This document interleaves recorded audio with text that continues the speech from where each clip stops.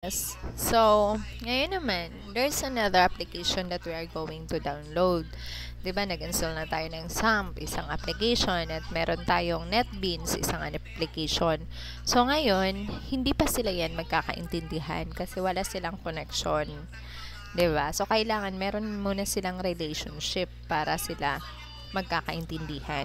So, ngayon, class, is magda-download tayo ng connector para sila magkakaintindihan, di ba? Okay. So, ngayon, you will go to the Google, search natin to, MySQL Java Connector, type natin, search. So, ito yung lalabas. Okay? So, click natin itong link na to, MySQL Connectors. Back. Okay, click natin to, MySQL download. Okay? Then, select mo yung operating system, platform independent. So, ano yung independent? Wala siyang inaasahan, independent siya.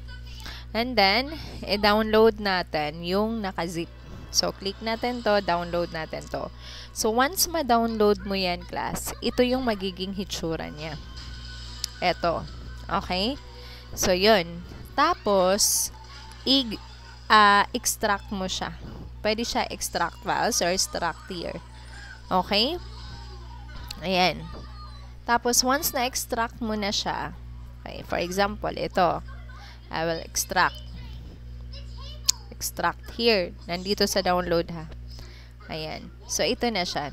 Instead WinRAR siya, naka-folder na siya.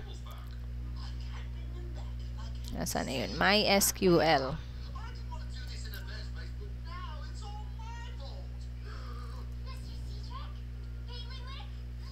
Wait, ha.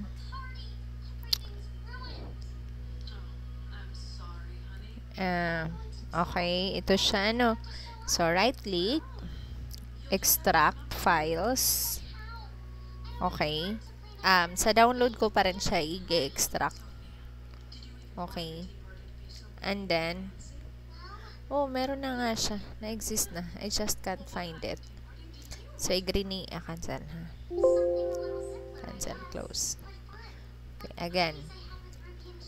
Right-click, extract files sa download. Tapos, new folder. Magawa nila ako ng new folder. Let's go, Connector 2.0, copy. Okay, then click OK. Ayan, so na-extract na siya. MySQL, ito yung magiging hitsura niya, class. Okay?